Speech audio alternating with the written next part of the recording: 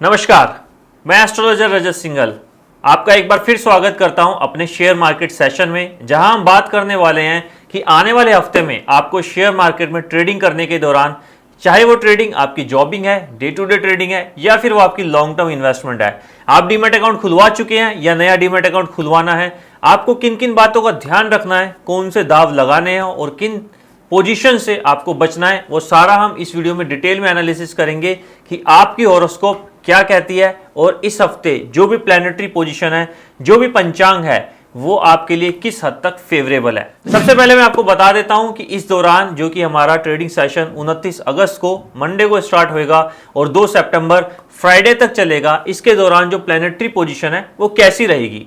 अगर मैं सूर्य की बात करूं तो सूर्य जो है सिंह राशि में रहेगा पूरे हफ्ते के दौरान, जो कि बहुत ही फेवरेबल रहेगा। आगे जानेंगे किस स्टॉक के लिए, किस पोजीशन के लिए फेवरेबल है। और अगर मैं मंगल की बात करूं तो मंगल जो है वृषभ राशि में रहेगा।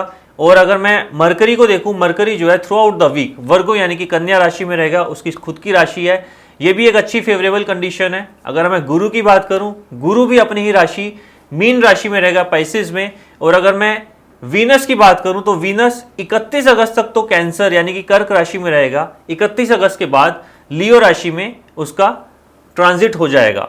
और अगर मैं शनि की बात करूं तो शनि अपनी राशि कैप्रिकॉर्न में है।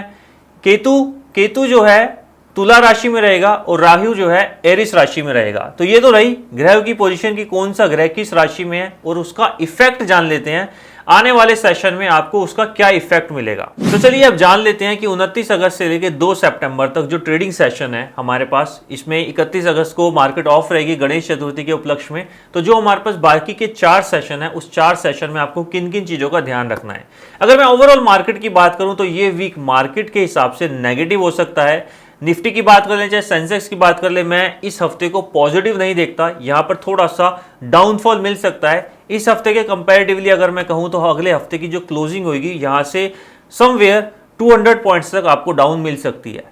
तो अगर आप कोई फ्रेश पोजीशन बनाना चाह रहे हैं तो थोड़ा सा आपको उसके लिए इंतजार करना चाहिए, अच्छे रेट्स आपको मिल सकते हैं। और अगर आप कोई पोजीशन ऑलरेडी बना चुके हैं तो आपको बता देता हूं कि 29 अगस्त की अगर मैं बात करूं तो वहां हल्की फुल्की बाइंग जरूर दिख सकती है। लगभग मार्केट क्लोजिंग की अगर मैं बात करूं, जैसे सेशन खत्म होने के दौरान आएगा तो मार्केट क्लोजिंग पर 50 to 100 पॉइंट्स की गिरावट, निफ्टी में 50 to 100 नहीं तो 50 to 70 पॉइंट्स की गिरावट वहां पर देखने को मिल सकती है और मार्केट जो है नेगेटिव मंडे को बंद हो सकती है। अगर मैं हफ्ते की शुरुआत की बात करूं 29 तारीख और 30 तारीख की अगर मैं बात करूं तो मुझे ये 2 सेशन मार्केट के पॉइंट ऑफ व्यू से, खासकर निफ्टी की अगर बात करें तो थोड़े से नेगेटिव नजर आ रहे हैं। मैं देख सकता हूं कि इन 2 सेशन के अंदर मार्केट के अंदर लगभग 100 से 150 पॉइंट की गिरावट देखने को मिल सकती है। तो अगर आप कोई नई पोजीशन बनाना चाहते हैं तो आने वाले टाइम में 31 अगस्त के बाद आपको बेहतर रेट मिल सकते हैं, थोड़ा सा वेट करना बेटर रहेगा अगर वो इन्वेस्टमेंट आपकी लॉन्ग टर्म है।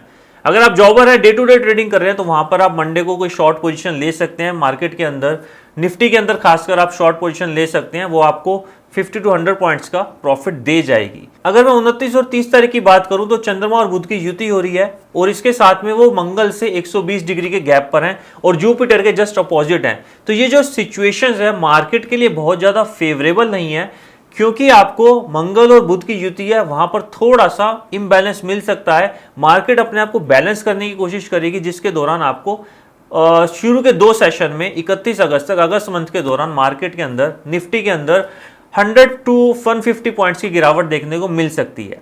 आपको इस गिरावट का बेनिफिट लेना है, कुछ स्टॉक आप परचेज कर सकते हैं इसके दौरान। स्टॉक परचेज की अगर मैं बात करूं तो फर्स्ट 2 सेशन के अंदर आपको पीएसयू सेक्टर के स्टॉक्स ले सकते हैं, सूर्य से रिलेटेड आप स्टॉक ले सकते हैं, जैसे कि आप आईटी सेक्टर के अंदर इन्वेस्ट कर सकते हैं, फार्मा सेक्टर में आप इन्वेस्ट कर सकते हैं। ये कुछ ऐसे सेक्टर है जिनमें आपको थोड़ी सी बाइंग दिखेगी। और अगर मैं 1 तारीख और 2 सितंबर की बात करूं, जो सितंबर में हमें इस वीक में 2 ट्रेडिंग सेशन मिल रहे हैं, वहां भी मुझे सिचुएशन थोड़ी पेसिमिस्टिक ही दिखाई दे रही है, बहुत ज्यादा पॉजिटिव नहीं दिखाई दे रही है। सूर्य जो है चंद्रमा से 60 डिग्री पर होगा, जिसके दौरान मार्केट में फ्रेश इन्वेस्टमेंट करने की बहुत ज्यादा अपॉर्चुनिटीज आपको नहीं मिलेंगी। तो ओवरऑल ये जो वीक है मार्केट पॉइंट ऑफ व्यू से नेगेटिव है। अब जान लेते हैं एक बार किस राशि के लोगों को किस दिन ट्रेडिंग बिल्कुल अवॉइड करनी है। अगर मैं फर्स्ट ट्रेडिंग सेशन की बात करूं जो कि 29 अगस्त को होगा मंडे के दिन, लिब्रा और एक्यूरियस राशि वाले लोगों को बिल्कुल भी ट्रेडिंग में खासकर डे टू डे ट्रेडिंग को अवॉइड करना है। इसी तरह 30 अगस्त को भी लिब्रा और एक्यूरियस राशि के लोगों को day to day trading avoid करनी है, वहां पर लॉस की पॉसिबिलिटीज है उनके लिए। 1 तारीख की अगर मैं बात करूं तो स्कॉर्पियो और पाइसिस, ये 2 राशि के लोगों को डे टू डे ट्रेडिंग जॉबिंग नहीं करनी है। और अगर मैं 2 तारीख की 2 सितंबर की बात करूं तो पाइसिस और स्कॉर्पियो, इन 2 राशि के लोगों को या फिर इन 2 लग्न के लोगों को भी इंट्राडे ट्रेडिंग को अवॉइड करना चाहिए। और अगर आप चाहते हैं कि आपकी एस्ट्रोलॉजी, आपके हॉरोस्कोप से रिलेटेड मैं आपको बताऊं कि आपको किन शेयर्स में ट्रेडिंग करनी चाहिए, या ट्रेडिंग करनी भी चाहिए या नहीं करनी चाहिए, या फिर सिर्फ लॉन्ग टर्म इन्वेस्टमेंट करनी चाहिए, या फिर शेयर मार्केट में कदम ही नहीं रखना चाहिए, तो आप मुझे अपनी डेट ऑफ बर्थ, अपनी बर्थ डिटेल दिए गए मोबाइल नंबर पर व्हाट्सएप कर सकते हैं। आपके लिए बताएंगे कि शेयर मार्केट में आपके लिए क्या अपॉर्चुनिटीज है और किन किन चीजों से आपको बचना है। फिर मिलेंगे दोबारा एक बार नए एनालिसिस के साथ कि आने वाले हफ्ते में प्लैनेटरी पोजीशन आपके लिए क्या प्रॉफिट भरे सौदे लेके आ रही है। तब तक के लिए नमस्कार।